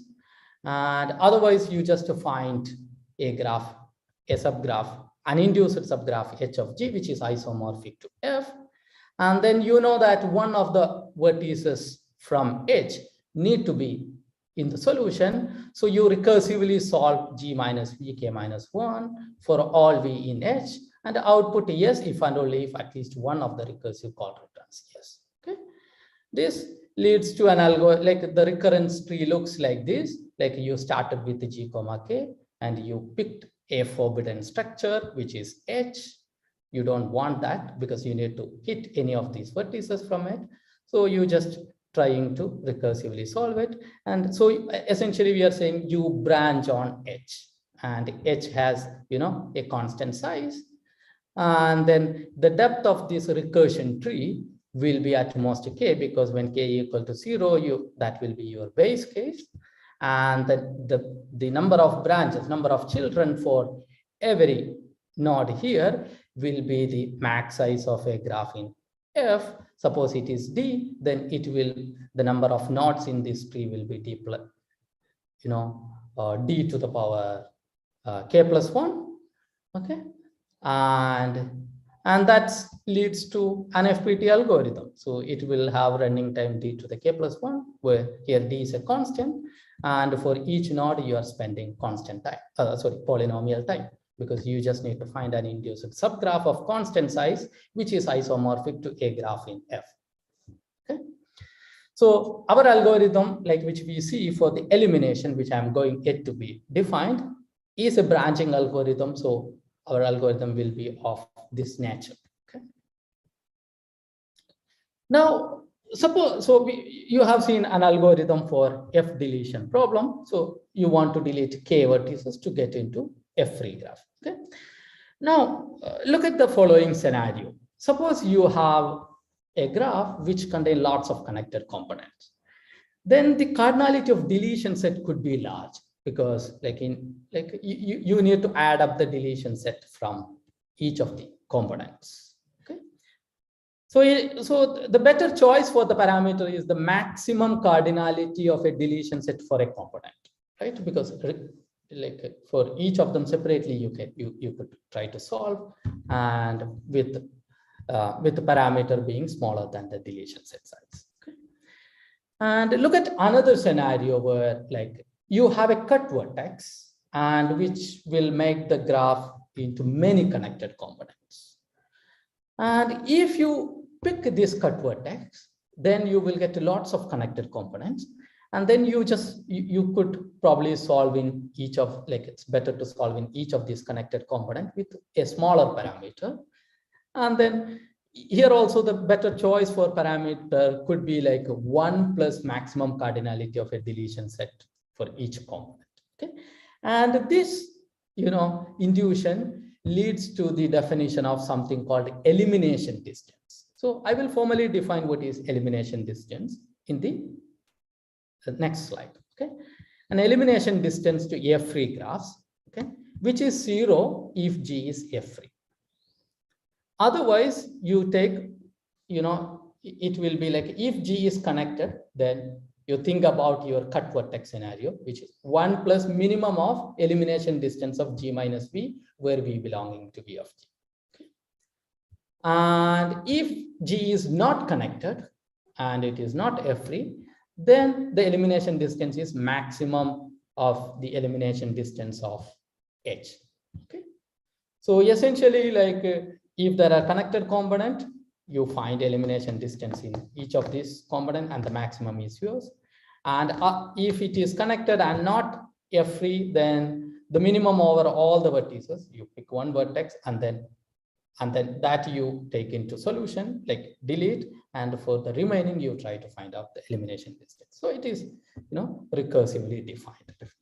And this elimination distance you can define to any graph class. Okay. How to get rid of this? Okay, any graph class, for example, right? Elimination distance to H, instead of F-free, you just make it here, whether G belonging to H or not. Okay, so elimination distance to a graph class is recursively defined like this. Okay, now pictorially you can see it as follows, and this is introduced by Boolean and Dawa in 2016. Okay, pictorially it looks like this. Okay, there's a forest. Okay, and that is what on the top. And in this forest, these nodes, the nodes of this forest are vertices from my graph G. And after delete the vertices in this forest, X, there will be lots of connected component. And for each connected component, it sees only neighbors from a leaf to root path. Okay, the forest is a rooted forest. Okay. So for each connected component, after I delete X, should see neighbors only from a leaf to root path. Okay. And if you look into any edge in the graph, either it is in a component, or it is from a component and to this forest, and which of course will satisfy the property I mentioned before. And it could be that if two vertices are in that forest, then it should follow an ancestor-descendant relationship. Okay, and this is the same as what I defined in the previous slide. Pictorially, it looks like this. So, like you delete one and then find spread here. Any questions? Fahad, in this picture, did you have a specific edge in mind? Okay. In this picture, I don't have any specific H in mind. And the property is after I delete X, this G minus X should be in H. Right. Okay. And this is probably a silly question, but what is the difference between this distance that you have defined and the vertex deletion distance? Okay. In the vertex deletion, okay. Now, what is the distance I defined here? The distance will be the depth of this rooted forest. Okay. Right. And in the vertex deletion, it is cardinality of the deletion set. Okay. Right. Okay. And the elimination distance is always less than or equal to correct deletion, vertex deletion, because the vertex deletion you can put it on a path. Correct. Makes sense. Yeah. Thanks. And few things to note: G minus X belonging to the graph class you want, and for each connected component, it see neighbors only from a leaf to root path, and for any other edges which is between two vertices in X, they should form an ancestor-descendant relationship. So these are the properties. And the measure or the elimination distance is defined to be the depth of this rooted forest. Okay, so that is what is time. Okay, so that is about the elimination distance. Now, when H is the graph which is the empty graph, which means that what you need, then the elimination distance to H, okay, this H should be a subscript here, there is a typo. Elimination distance of a graph to H, where H is the empty graph, which means that at the bottom I don't have anything, is the tree depth of G. Okay, what is the meaning? Like we should be able to get a forest of a rooted forest of tree depth of G, and there will be a bijection from the nodes of the tree to the graph, the vertex set of the graph, and for any edge in the graph, the corresponding vertices in the tree will be in the ancestor-descendant relationship. Okay, so this notion, elimination distance to H, generalizes the notion of tree depth. When H is equal to 1, the graph class containing one empty graph, then elimination distance is same as tree depth. Okay, so it generalizes the notion of tree depth. Now we can ask the following question. Now I already mentioned that elimination distance is smaller than the deletion set size. So we can ask this algorithmic question, given a graph G and an integer K, whether the elimination distance of that graph to the class H is at most K. Okay, like the vertex deletion to H. Okay. And now take out these 3 graph classes, which is F free for a finite set F, F minor free for a finite set F, and F topological minor free. And this will not, subsume, this caudal or bipartite, graph classes, but just focus on these 3 general problems. Okay, these 3 general problems will cover a lot of graph classes. Okay, F free graphs, F minor free graphs, F topological minor free graphs. Okay, when H is this one, we can prove that that problem is FPT. That means that like deletion to and elimination to F-free graph is FPT when parameterized by K, where K is the elimination distance, not the set of vertices, not the cardinality of set of vertices you delete, but it is the depth of that tree, elimination forest, whatever we call it. Okay. And Boolean and Dower proved that, you know, when H is F minor free, the problem is FPT. And here they asked the following question: if H is, you know, the set of graphs whose max degree at most D is, then is the problem FPT. Okay, and that is a special case when H is equal to F free. Okay, and that is also a special case when H is, you know, F topological minor free for K1 D plus 1. Okay, so for that graph class, which is not F minor free, can we prove that elimination distance to, you know, H, which is graphs of max degree at most D, where D is a constant, is FPT? And we answered that question, and that is the first bullet point.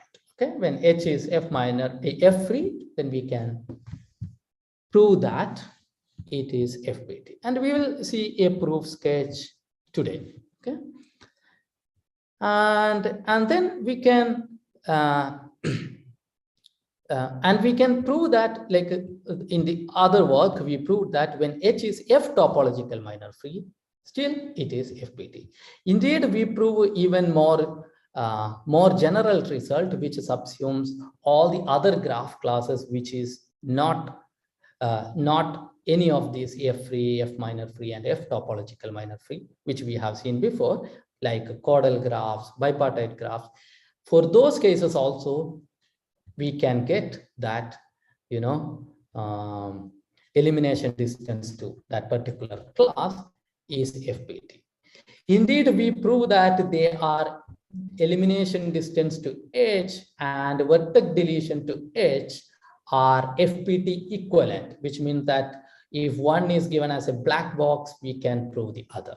Okay, and if H satisfies some mild conditions. Okay, and that I will explain in the tomorrow's talk. Okay, so today we will focus on this one. Okay, the first bullet point, when H is F free, where F is a minor, you know, F is a finite set, and then the question is elimination distance to H, okay, or F free graphs, then that is FPT, and that will be a branching algorithm. But before, like, we need to do, we need to go through some theorems or some result before getting into that branching algorithm. Okay, now one of the difficulty.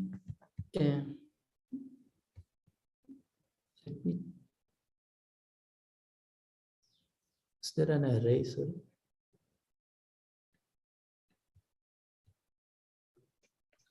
Are you using preview?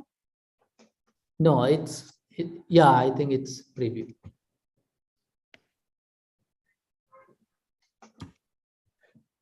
Neil, do you happen to have any answer to this?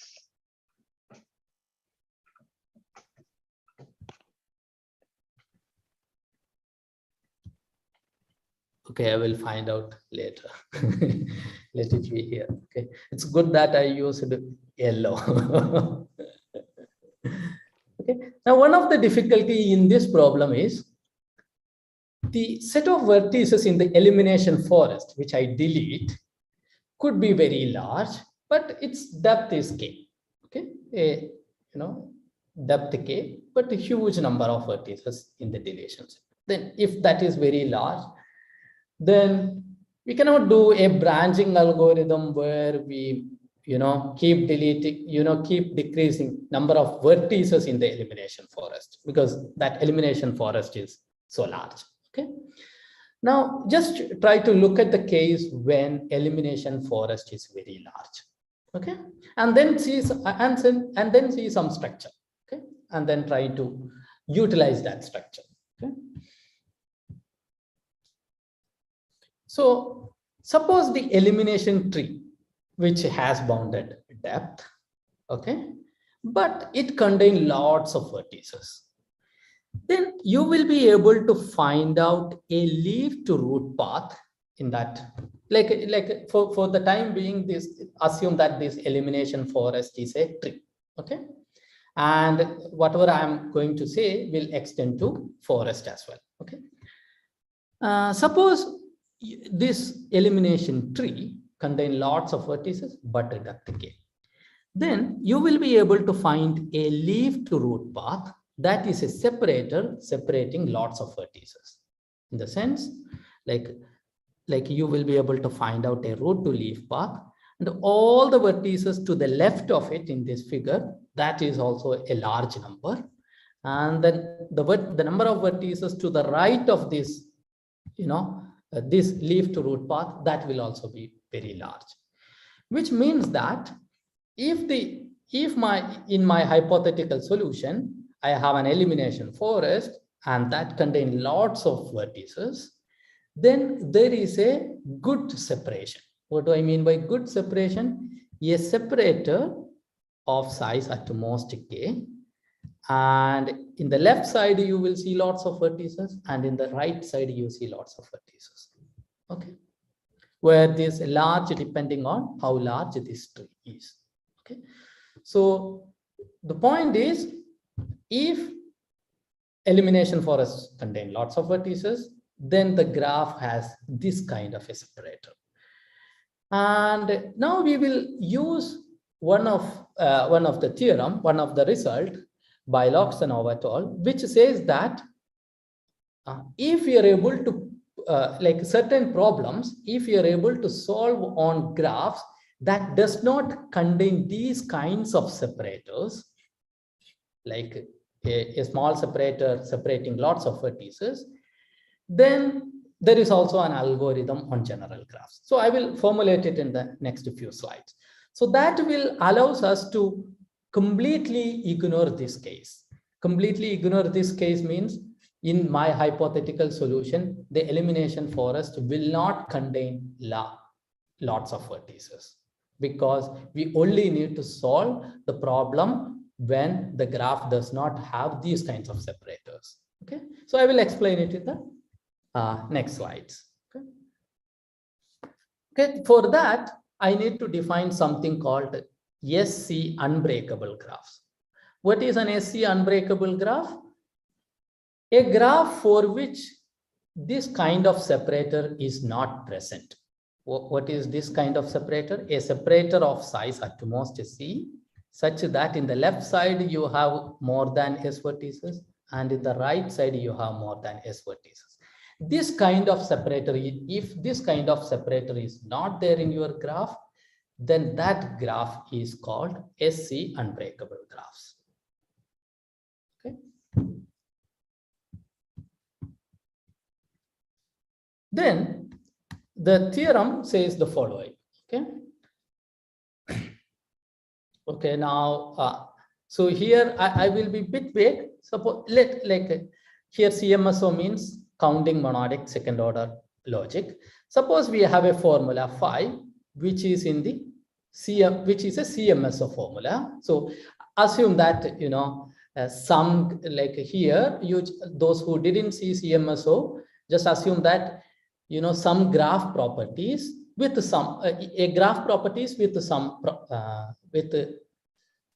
specific kind of graph properties. Okay, and then suppose for all C there is an S such that they independent of this C and S, and for testing whether H satisfies this formula phi. Okay, so instead of this formula phi, you think that a graph property. Suppose we have an algorithm for testing whether H satisfies some property, and this property should satisfy some logical conditions. Okay, on SC unbreakable graphs. So here for all C, this S is given by this theorem. Okay, then this result says that then there is an algorithm with running time order n to the d for testing whether G satisfies this property on general graphs. So we just need to come up with an algorithm on SC unbreakable graphs for all C, and this S will be given from this theorem that will depend on C, and this D is independent of S and C, and the constant here depending on the formula size, or in other words the property, graph property, and S as well as C. So you think they are constants, okay, or they are parameters, okay. So this is that if we are able to sum graph problem, if we are able to solve on unbreakable graphs, then there is an algorithm for the problem on general graphs, okay. Now, what is the implication of this in our setting? If we prove that elimination distance to F-free graphs is having this property, which is CMSO expressible, and we prove that elimination distance to F-free graphs is FPT on K alpha K unbreakable graphs for all K. So here K is same as this C, and alpha K will be given by this result, and for all K alpha K unbreakable graphs, if you are able to design an algorithm for elimination distance to F-free graphs and prove that this problem is CMSO expressible, then elimination distance to F-free graphs is FPT parameterized by K on general graphs. Okay, is this implication clear to you? Any questions?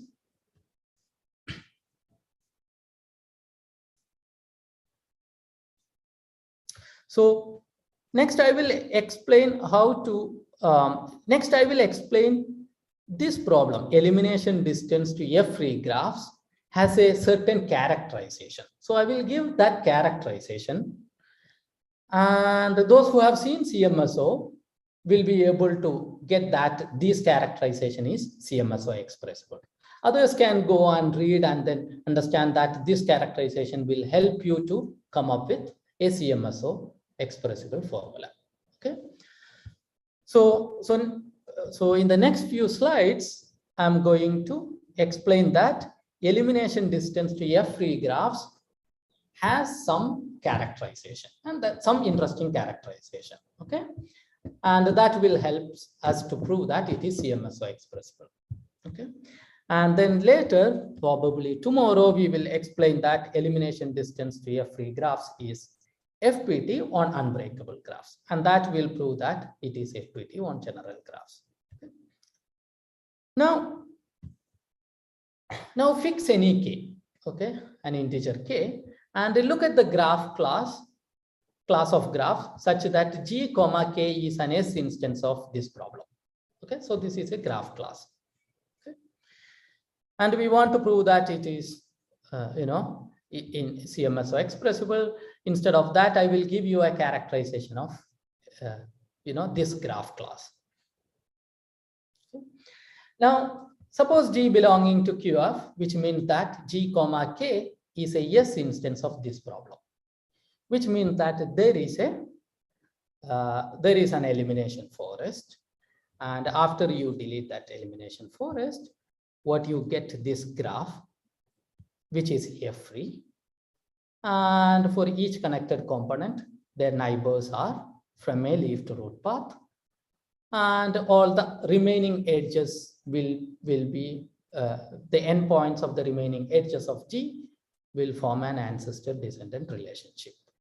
Okay. Now, just a minute.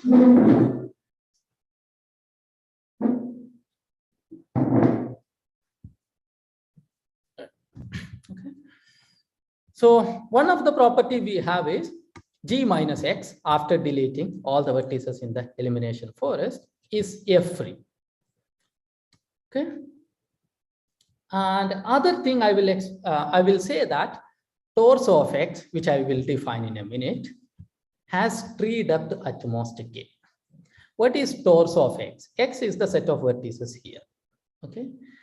And the torso of X is a graph on vertex at X, and the edges will be defined as follows. You pick any two vertices in X, you add an edge between them.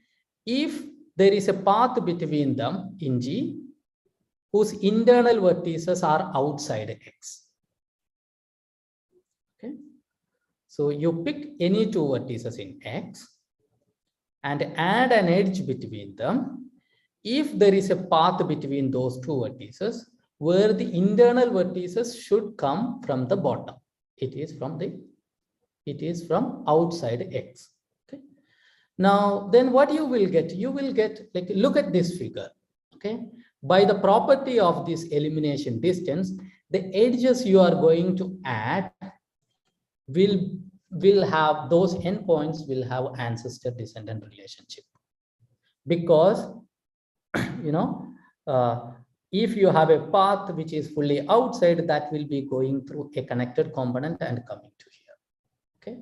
Because for any connected component, you have only neighbors on a leafed root path. Because of that, torso of X, look at this elimination forest. Those edges of torso of X will form an ancestor-descendant relationship in this tree. That implies that the torso of X, the graph on X with some additional edges, has tree depth at most k. Okay.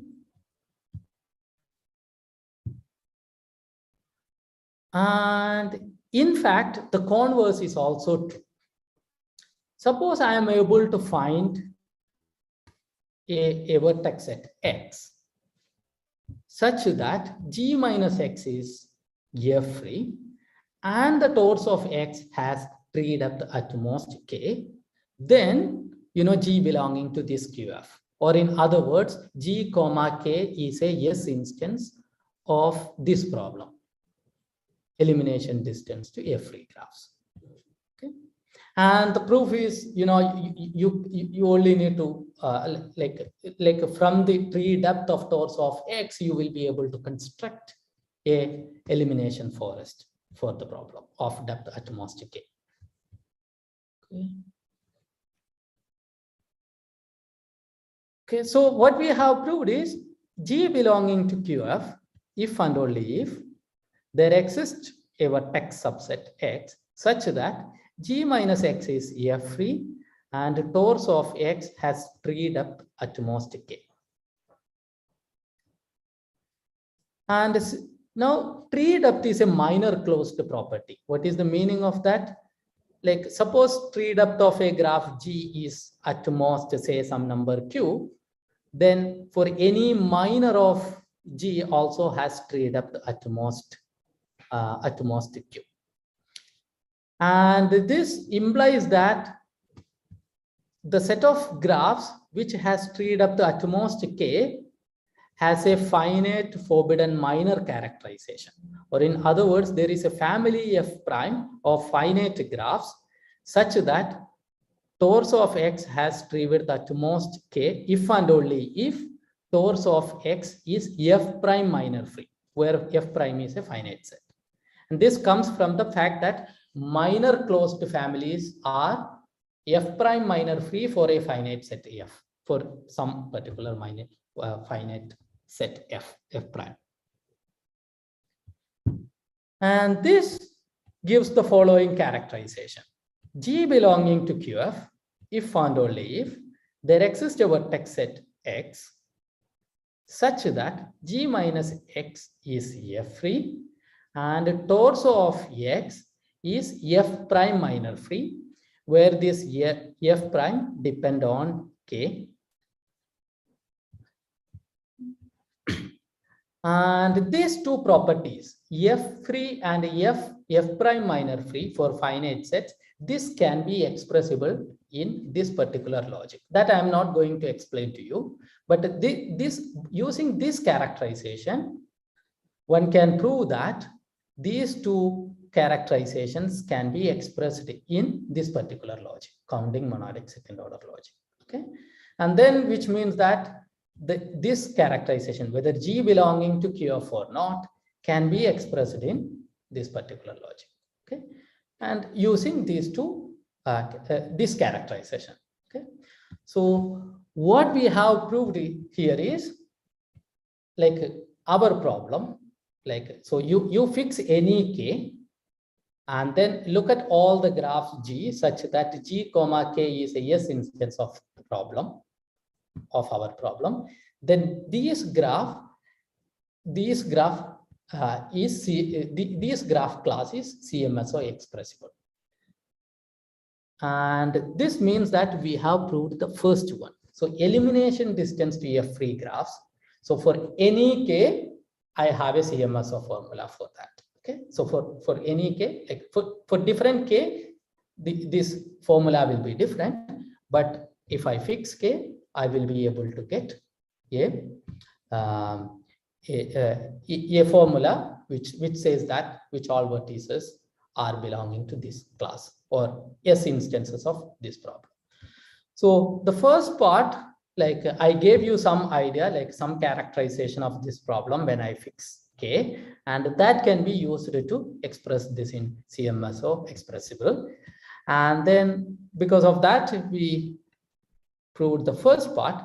And then that says that we only need to prove, or we only need to design an algorithm which is on unbreakable graphs.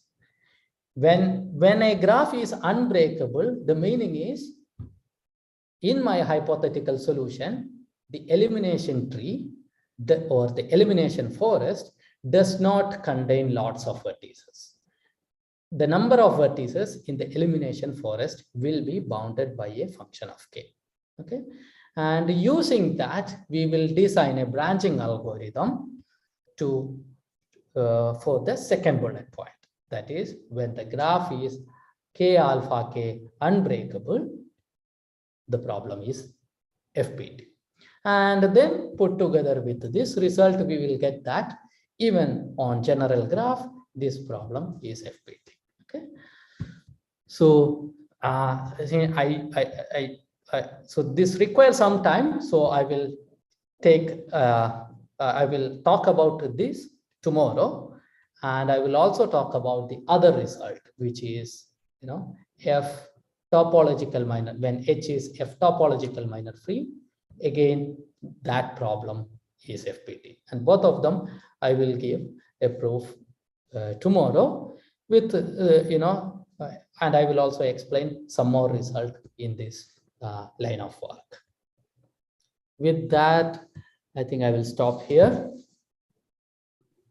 Thanks a lot, Fahad, for the nice introduction and proof sketches so far. So are there any questions for Fahad?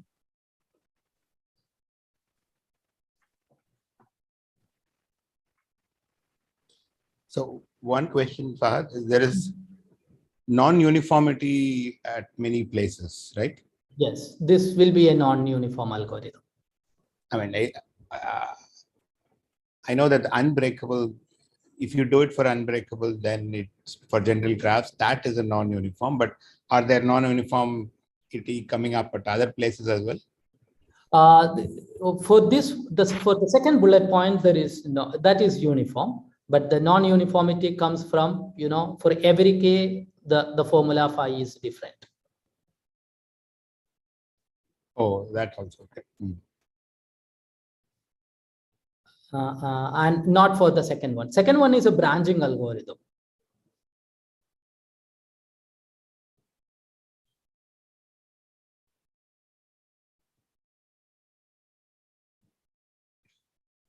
But like for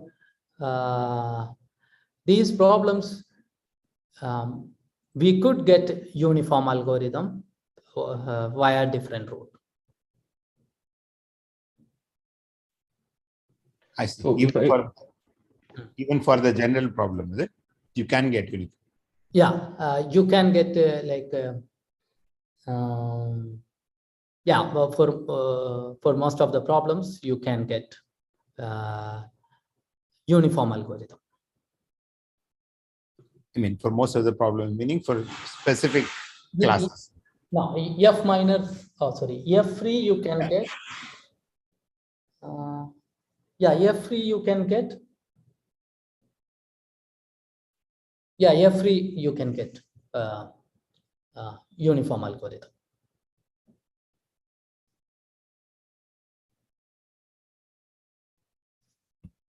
Yeah, because for F minor, even for deletion distance, you don't have uniform, right?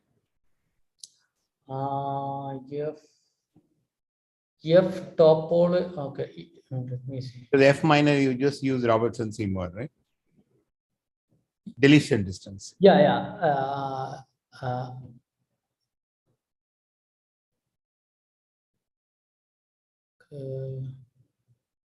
No, there is a uniform algorithm.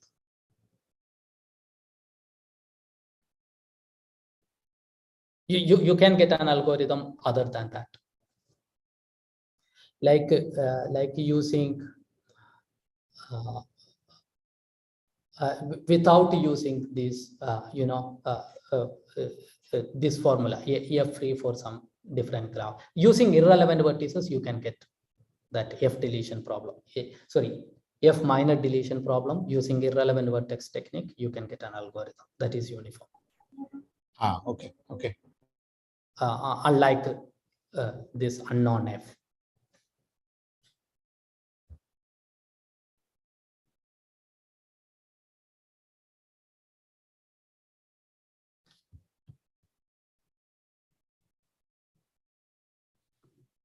Thanks, Fahad. Are there any more questions?